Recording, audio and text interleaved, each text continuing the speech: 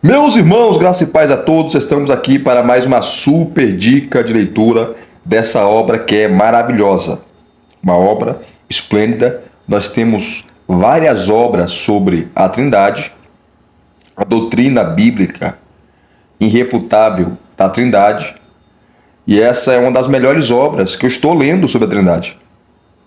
Trindade Esquecida, resgatando o coração da fé cristã. Se você nega a Trindade, automaticamente todas as outras doutrinas centrais da fé cristã vai cair, vai desmoronar, vai à bancarrota. E quem escreveu essa obra monumental é o teólogo James White, James Robert White.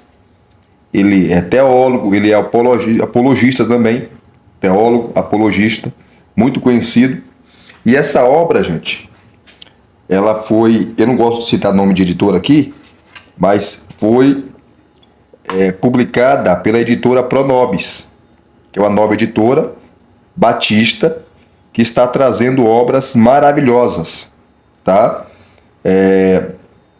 A última obra que eu fiz o review, ou melhor, uma obra dela que eu fiz o review, é sobre o Espírito Santo, tá? Aquela famosa obra do... Esqueci agora os autores, rapaz. Mas eu fiz aqui 3 vídeos, né, sobre a pessoa do Espírito Santo, onde trabalha a pessoa do Espírito Santo, tanto no Antigo Testamento como no Novo Testamento. Foram 3 vídeos, né? 3 vídeos. Show de bola. Show de bola. Uma obra espetacular que a editora Pronobis trouxe aí, né? E ela tem, você pode entrar no site dela, você pode entrar no Instagram, né? Coloca lá Pronobis e você vai ver lá os lançamentos, as obras maravilhosas. Quem é James White? James Robert White. Aqui, ó. Ele é doutor, né? Pelo Columbia Theological Seminary. É respeitado teólogo batista. A Pronobis é uma editora batista, né? E acadêmico. Autor de muitos livros, além de diretor do Alpha and Omega Ministry, que é uma organização de apologética, ele é apologista, né, cristã, reformada, situada em Phoenix, Arizona, cidade onde mora com sua esposa. Então ele pertence à Igreja Batista Reformada, tá? Aqui a obra vai trazer uma explicação clara e objetiva da essencial doutrina da Trindade. E aqui, gente, eu não passo pano. Todos aqueles que negam a Trindade são hereges. Todos aqueles que negam a Trindade. Unitaristas, unicistas, não são salvos, não são cristãos. Elias, é verdade. Quem nega a doutrina bíblica da Trindade não será salvo, não é salvo, porque mistura as pessoas da Trindade.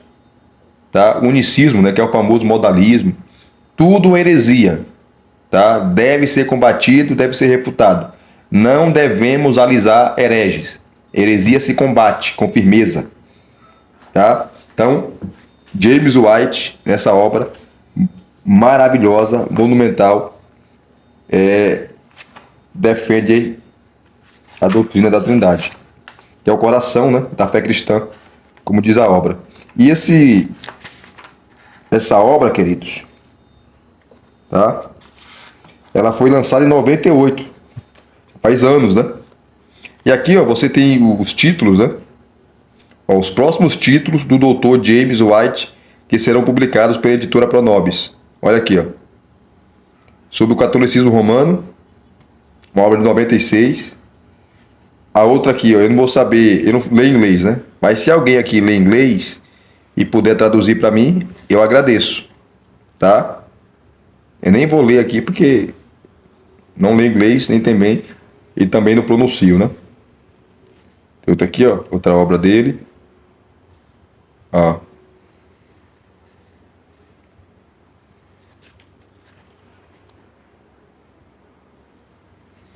Isso é sobre Maria, né? Mary, e volta aqui redenção, né? Redeemer.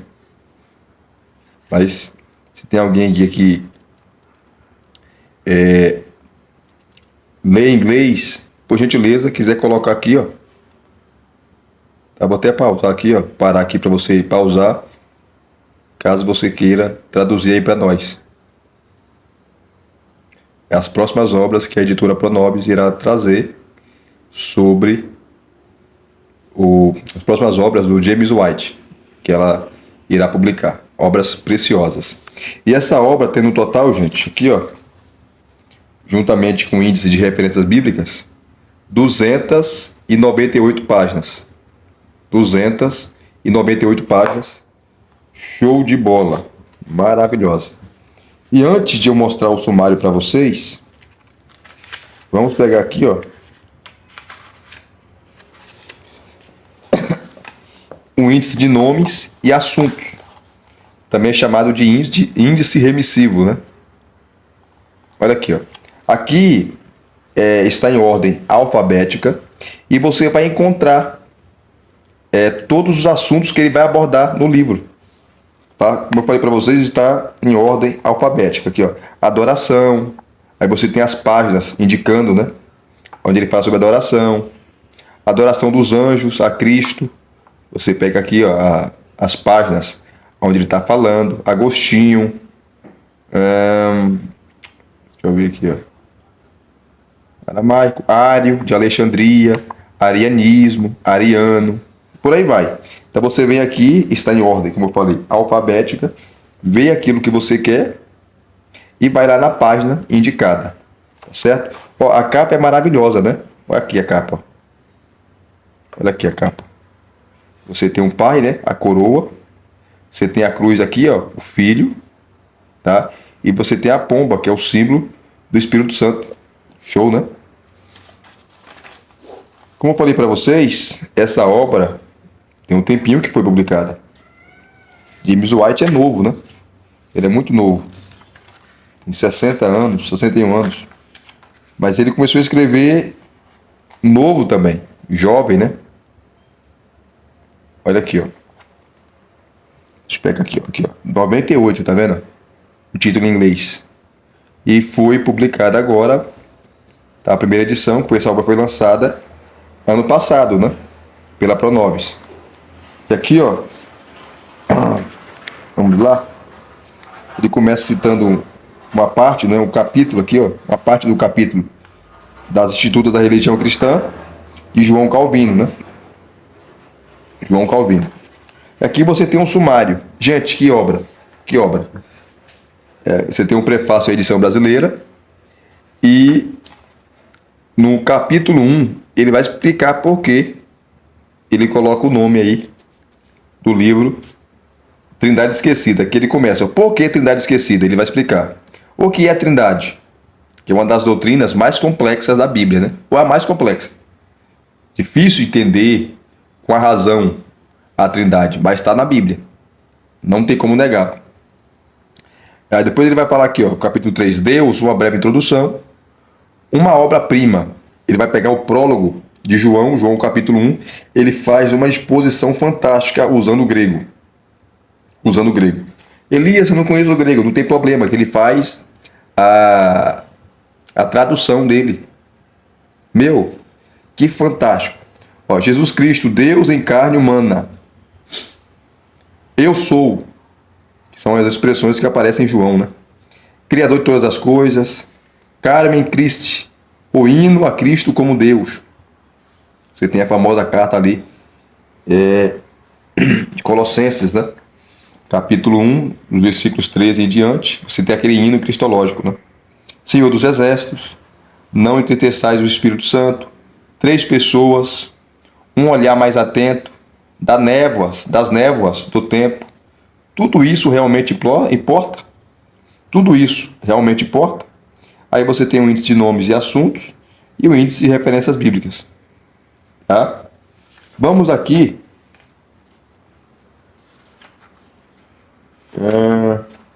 Você tem aqui o prefácio à edição brasileira, né?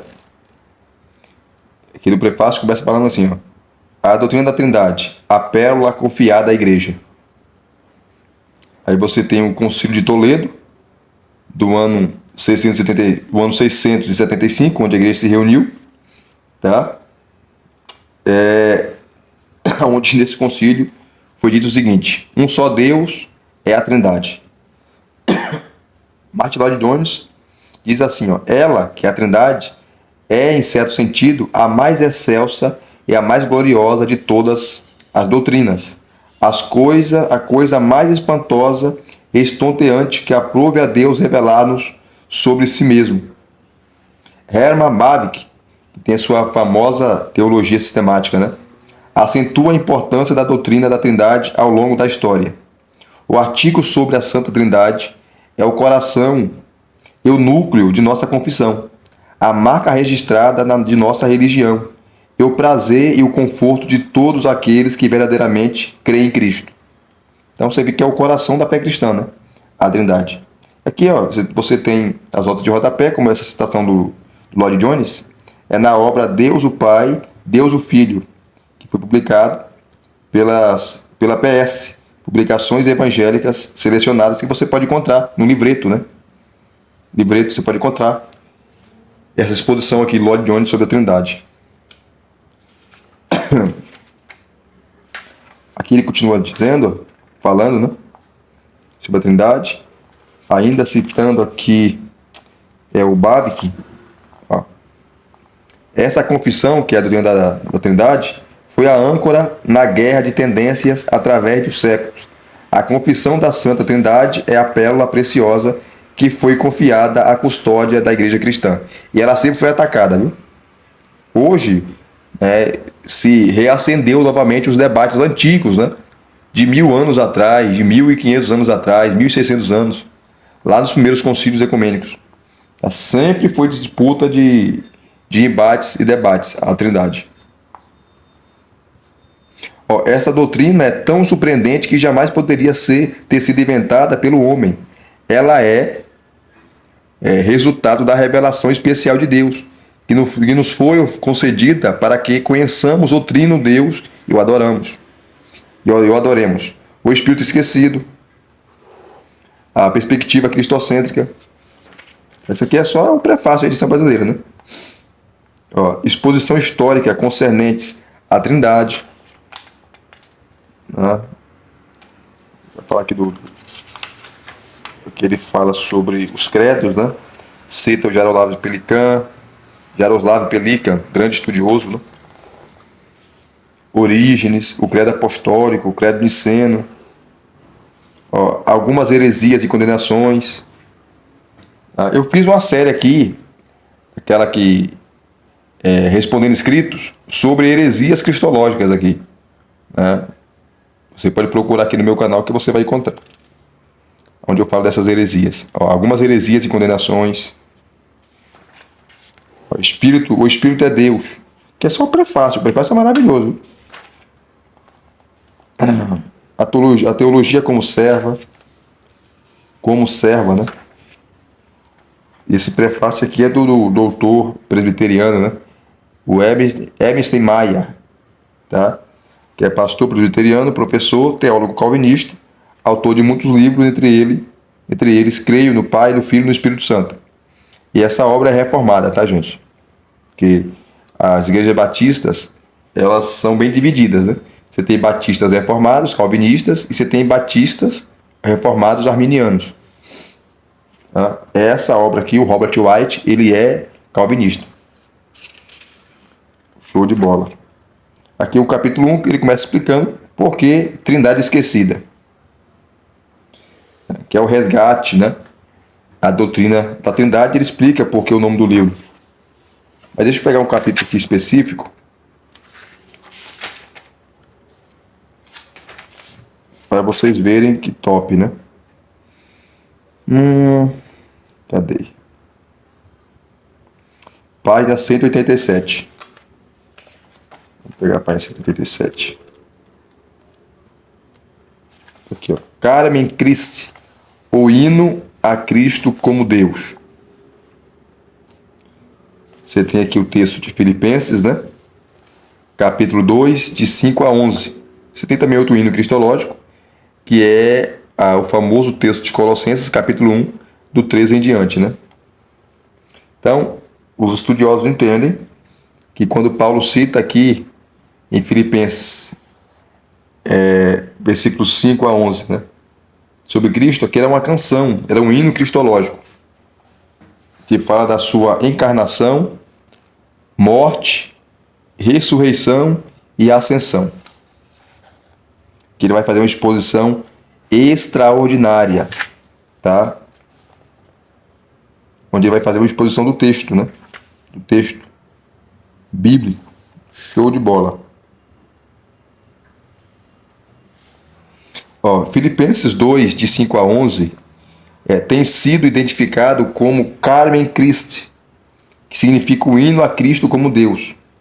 Algumas traduções modernas, como a NVI e a NTLH, dispõem essa passagem em formação poética, a fim de se conformar ao que a maioria dos estudiosos vê nessa passagem. Algo diferente da prosa direta e da exposição doutrinária. Ou seja, o que é encontrado aqui pode muito bem ser uma seção, talvez um verso ou dois, de um antigo hino cristão. Se de fato Paulo está remetendo os crentes a uma canção conhecida naquela época, podemos imaginar o efeito que suas palavras tiveram. Nos nossos dias é comum que o ministro incorpore uma referência a um hino bem conhecido e amado, de modo a reforçar um argumento. Muitos encerram um sermão sobre a graça de Deus, por exemplo, dizendo: maravilhosa graça, quão doce é o som, que salvou o miserável como eu. O ministro, que aqui é aquela famosa canção, né? Amazing Grace, a maravilhosa graça de Deus. Que letra, né? Uma letra inspirada mesmo, extraordinária. Esse hino é maravilhoso. O ministro não precisa nos dizer o número do hino a que ele está se referindo. Ele não precisa nos dizer o nome. Apenas um verso ou dois é o suficiente. Outrora fui cego, mas agora vejo. É suficiente para trazer à nossa mente toda a mensagem contida na canção, e foi o que Paulo fez.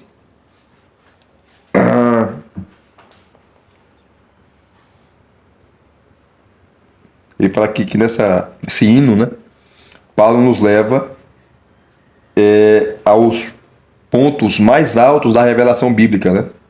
Falando de grandes verdades eternas.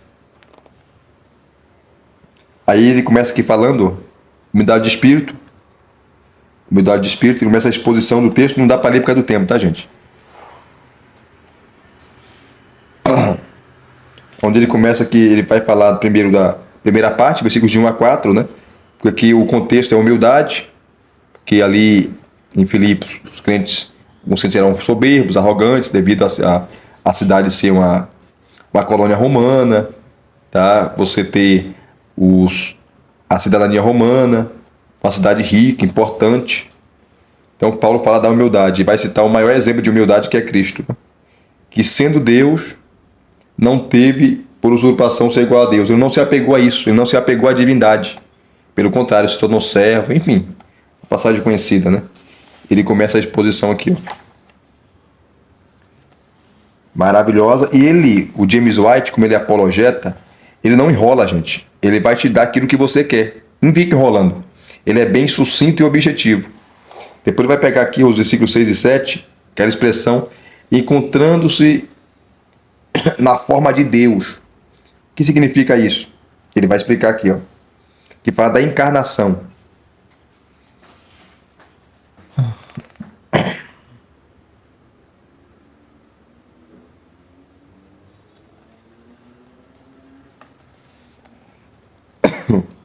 Que ele cita traduções bíblicas, ele cita até aquela versão das Testemunhos de Jeová, ó, a tradução do Novo Mundo.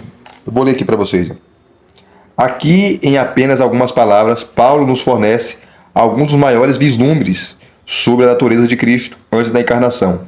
Obviamente, existem duas maneiras de entender a passagem, e pode-se encontrar traduções que se encaixam nos dois pontos de vista.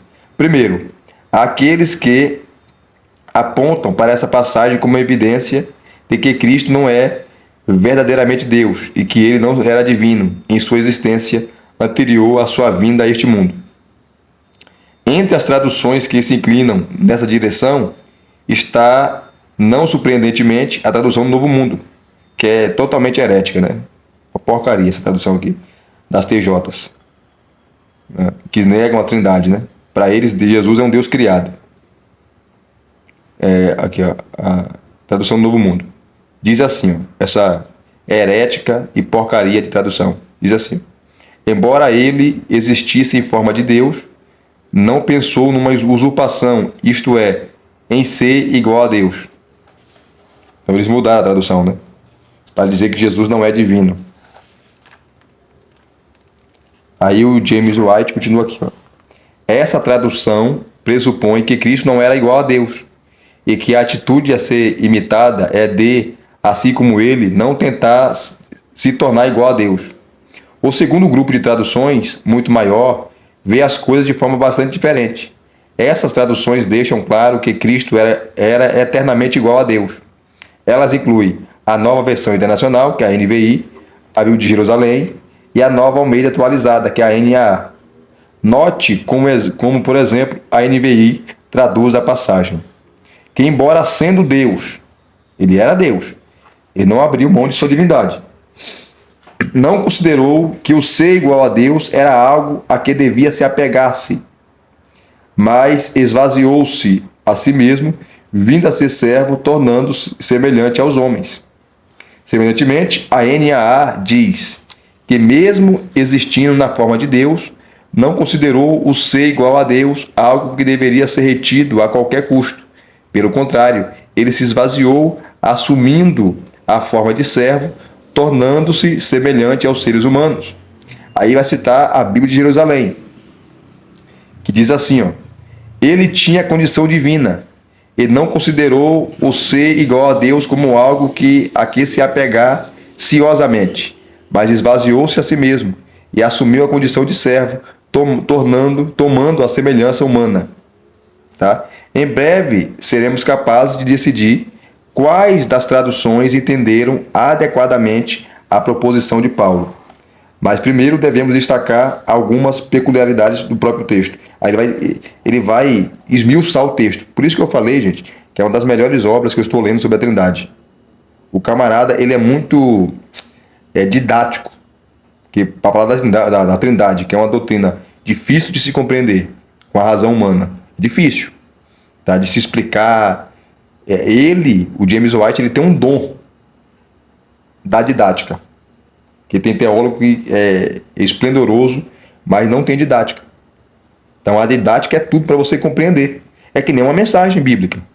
Tem gente que não sabe explicar a mensagem, não sabe expor a mensagem, não sabe aplicar a mensagem. E o povo não fica entendendo nada, o povo não entende nada. Tá? A magnitude de uma mensagem é como você aplica ela. Fazer o povo entender aquilo que você está falando. Um livro é a mesma coisa. Então ele vai expondo aqui, ó, antes de decidir qual das versões traz o sentido melhor do texto, ele faz a exposição fantástica do texto, tá? Ó, ele trabalha aqui o ser igual a Deus, ele trabalha aqui a palavra kenos, ou kenosis, esvaziamento. Ele se esvaziou de quê? De quê? Se ele se esvaziou, porque estava cheio. Só se esvazia alguma coisa quando algo está cheio. Aqui fala dos seus atributos, né? Ele não se esvaziou da divindade.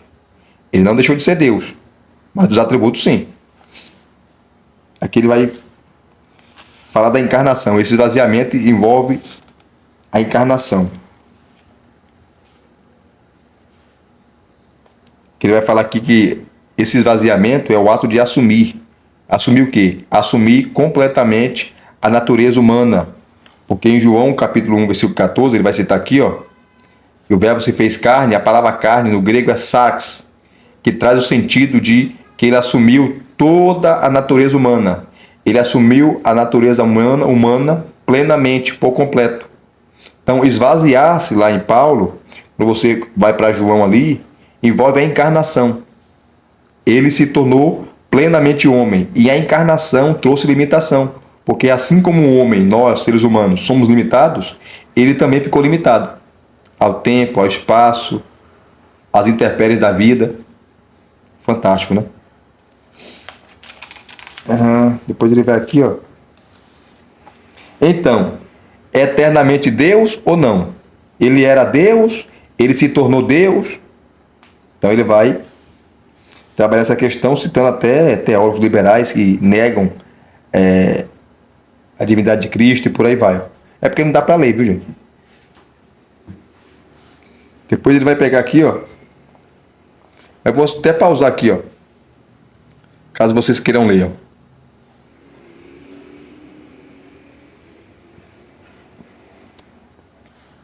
Que eu cito os teólogos liberais e os estudiosos conservadores. Pausa aí para vocês lerem. Depois ele vai falar aqui, ó. Verdadeira humildade. O contexto é esse, né? Humildade. E Paulo cita o maior exemplo de humildade, que é Cristo. A exaltação do Filho.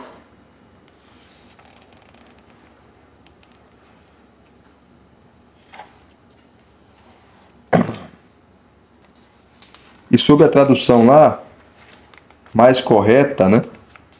Ele vai trazer a NVI. A NVI é uma tradução que explica melhor. A NA também é boa, tá? Mas ele fala assim, tá, da NVI. Que é uma boa tradução também, né? Uma boa versão.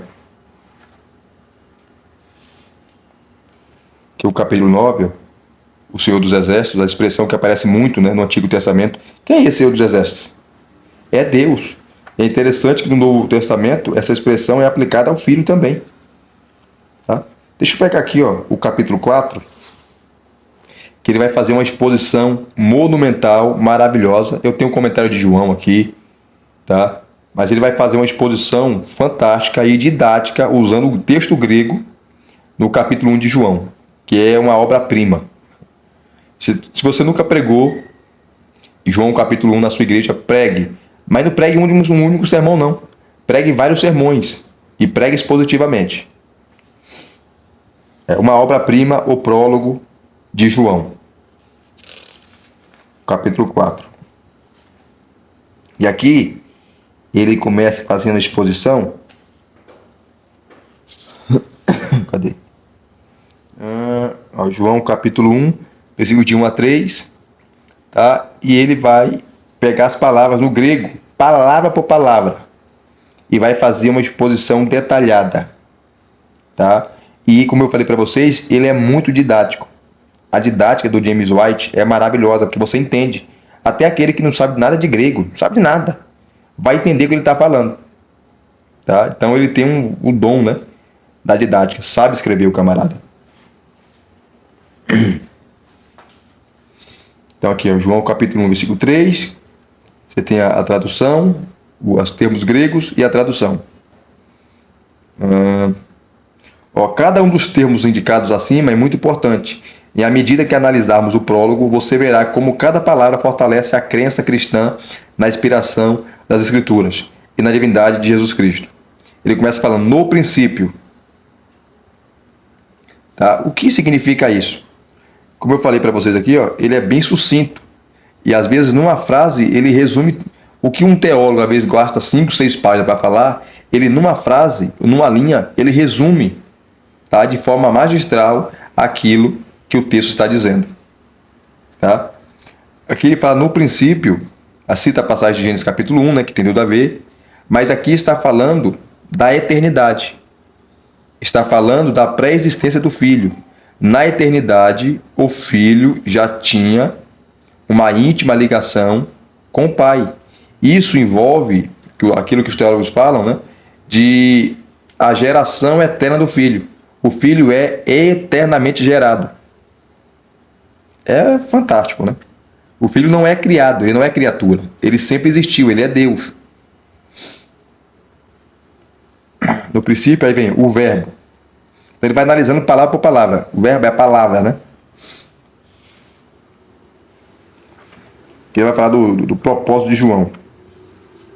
No princípio era o verbo, era a palavra. Então, antes de tudo existir, o verbo, a palavra, estava com Deus. E essa expressão, eu vou pegar a expressão estava, tá? Envolve relacionamento. Estava envolve relacionamento.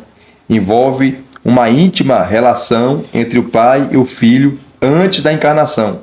No princípio era o verbo, ou estava o verbo. Enfim, por isso que o texto grego, por isso que a importância de conhecer grego, gente. Tá? Pelo menos o básico do grego. Porque às vezes as nossas versões em português não captam aquilo que o texto grego está falando realmente. Tá? Era o verbo. Que verbo era esse? Quem é esse verbo? Tá? O princípio era o verbo. Aí ele vai pegar aqui, ó, a palavra era, né? Do princípio era. O que significa essa expressão? Que tem a expressão grega aqui também, que ele vai falar.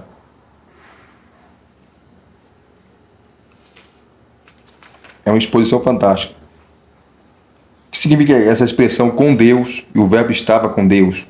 Tá? Que envolve também relacionamento. O texto grego traz isso. Tá? Então o verbo é uma pessoa, Deus, o Pai, é outra. Então o texto está falando de duas pessoas. No princípio era o verbo, e o verbo estava com Deus, nesse caso o Pai. O verbo tinha íntima relação com o Pai, íntimo envolvimento com o Pai. Tá? E no final ele conclui dizendo que o verbo era Deus. Assim como o Pai é Deus, o verbo, o Filho, também é Deus. Ele trabalha a expressão com Deus aqui, ó. A expressão era Deus. Aí ele vai explicando, detalhando, palavra por palavra. Cita outros teólogos como F.F. Bruce. Tá? Aqui ele vai falar dos termos, né? O que significa a última frase, né? O verbo estava com Deus, o princípio era o verbo estava com Deus e o verbo era Deus. É um termo definido ou qualitativo? Ele vai falar que é qualitativo. Tá? Está explicando, falando da natureza do Filho, né? Que o Filho tinha a mesma natureza do Pai. Ele era Deus também. E por aí vai. Por aí vai. Então deixa eu parar por aqui. Tá? Mas é uma obra monumental, maravilhosa. Trindade Esquecida, resgatando o coração da fé cristã, do James White. Se você gostou desse review, deixa aqui o seu like, deixe seus comentários, se inscreva no canal se você não é inscrito e acione o sininho para receberem todas as notificações. Graça e paz mais uma vez. Muito obrigado a todos. Até as próximas indicações.